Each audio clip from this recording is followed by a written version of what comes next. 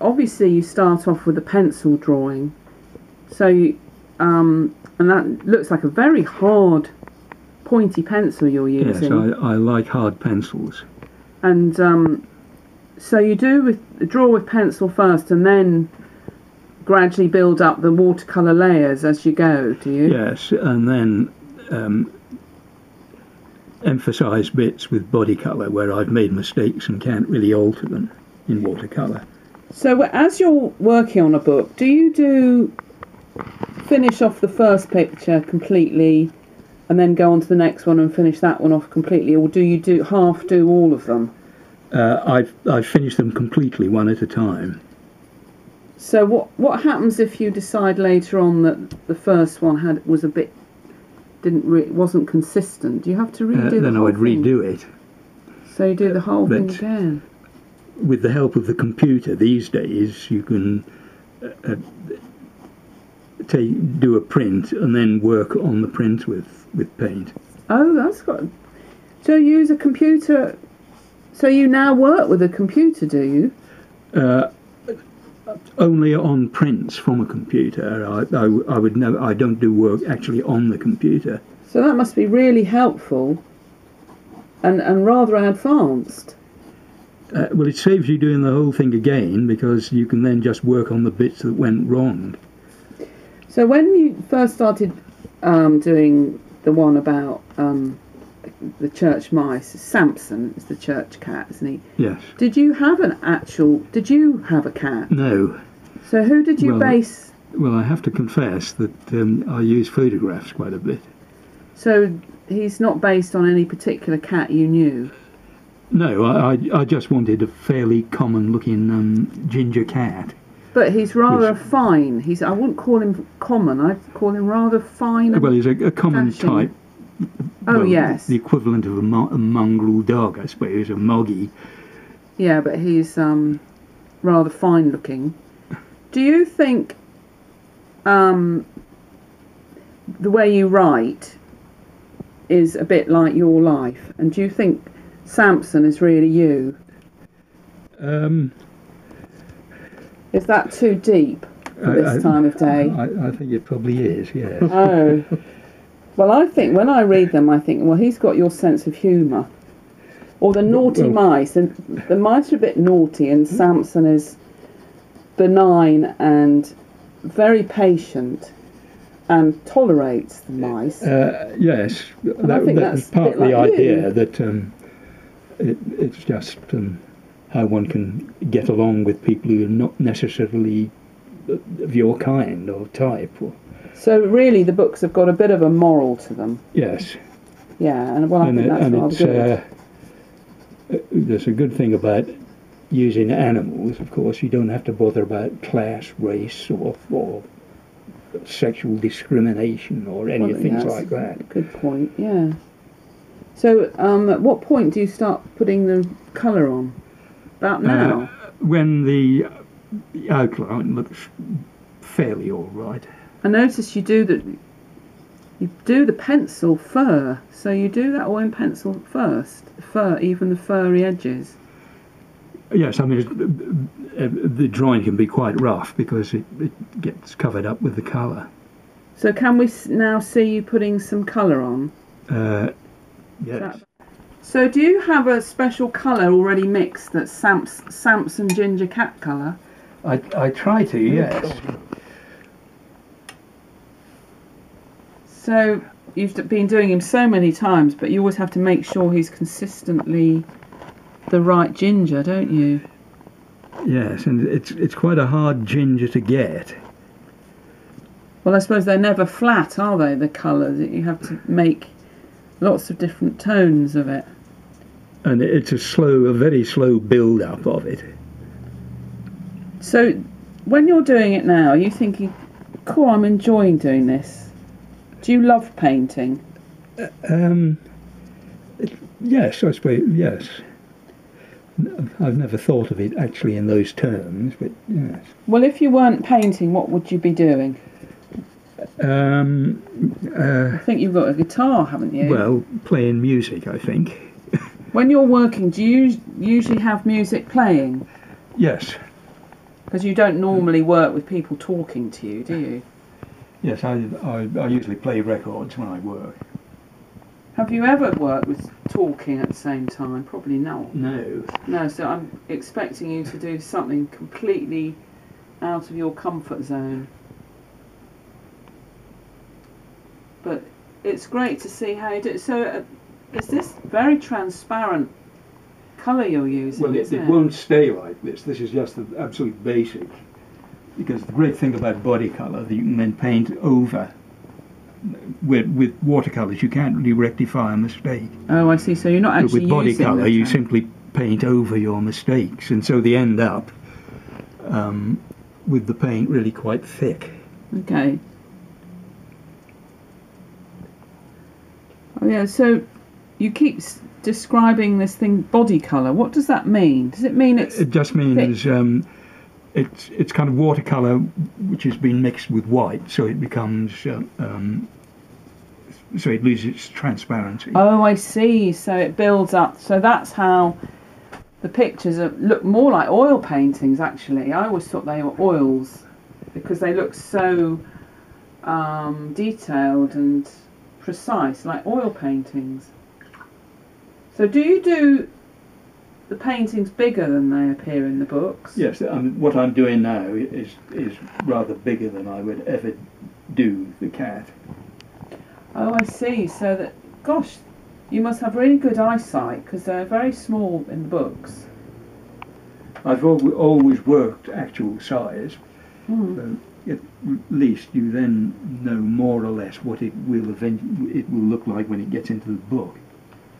Yeah. So when over the years, when you've done all the artwork for a book and you take it in to the publisher, do they find fault with it, or do they always say, "Oh, this is great," and just take it just the way it is? Well, I have to say, yes, they do. I don't think I've ever had anybody say, "Do it again." Gosh, do you think they think you're a bit godlike and think they've just got to accept what you do? Because I think you've been very lucky there. No. Because, well, I'm just basing it on myself. Is a bit of an exaggeration. But well, I think you've achieved celebrity status, they probably call it nowadays. I don't think my publishers ever thought that. Well, maybe nowadays. See, in the old days, you didn't have celebrity illustrators so much, but now you do. So have you done any new church mice books lately? No. The last one I did it must be 10 years old now. Which is the Church Mice Take a Break. I don't think I could do another. It'd be almost like imitating yourself. I just don't think that way anymore. So, how many did you do? 12. 12? You did 12? Mm. God, it's amazing. So... And I did other stories in between, but I don't think I could ever do another church mouse. So that makes them even rarer than we thought. So... Well, I actually kind of run out of ideas. There's a limit to what you can make cats and mice in a church do. It's because they're stuck in this location, and I suppose. So when they go to take a break, where do they go? To Lyme Regis. Oh, Lyme Regis, and that's where you live. Yes. So did you do the book when you were living in Lyme Regis? Yes. Oh, fantastic. So does Lyme Regis feature in the book? Quite a lot. I think there's quite a lot of the pictures I think are recognisably Lyme Regis. So since you've been living in Lyme Regis, have you done other books apart from Church Mice? I did 2 of the Foxbury Force stories.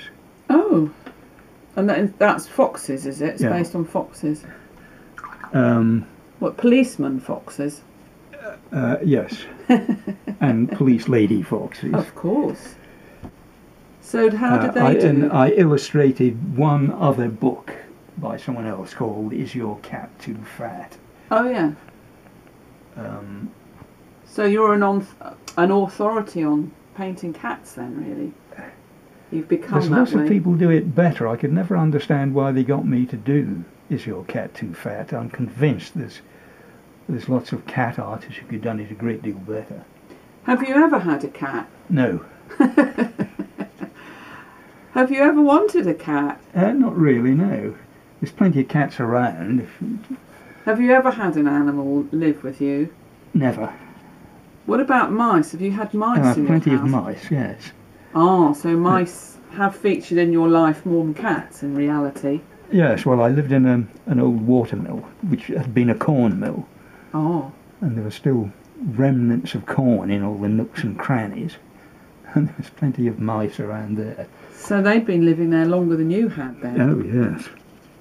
So this is looking really good, actually. I can see how you've got the different tones which will develop into more solid furry bits. Yeah, it's easy to get variations of tone in watercolour because you just let the white of the paper show through. With body colour it's much harder because you then have to mix white with it. I see. And it's I don't find it a particularly attractive medium, but it's quite useful in reproduction. Okay, well, shall we come back in a minute and see you do a bit more furry body texture on it? Yeah. You're gradually building up the layers, aren't you? So it looks very furry and it's got lovely. So is he asleep? Yes. So I can see that it's tis time consuming. So you're. And I'm a very slow worker anyway. Well, it's because are you slow because you quite like the process of building up the colour? Yes, and I still find cats incredibly hard to draw. Yeah, they are. I think they are too. Must be the thinnest brush I've ever seen. It's an 00 brush. But it looks like an 00 brush with half the. Yes, well, it's an old 00 brush. It must have about 2 bristles left in it. I tend to use them as long as you possibly can because they're so expensive. Yeah. I like that too. Oh, you can really see. Oh, I can see that. It's amazing how you're gradually building it up and strengthening the original pencil drawing with the fine paint brush strokes. Yes, his face is a bit flat there because it's lying on the ground. Gosh. So some of it, which originally looked like pencil, are you actually making that painting there? No, I rub all that out. So these pencil lines will get rubbed out, but this darker one is that? They'll stay in. So do you replace it with paint? Well, this darker bit. I just kind of. So you decide which is the proper bit, the proper line. And then the great value of these very thin brushes is because cats have lots of kind of whiskery stuff all over the place. Actually, that each whisker is about as thin in reality as your paintbrush is. That's lovely. So you would paint like that, and then you would do the background afterwards, would you? Yes. Well, yes, normally. And it would sometimes be quite dark background, wouldn't it? Yes. But this is more a kind of sample thing. I would have done the whole composition in pencil, first of all. So in your stories, quite often the background is very solid and dark, isn't it? Yes. But you would think about that at the beginning. You wouldn't ever work in this way. No, it's gorgeous.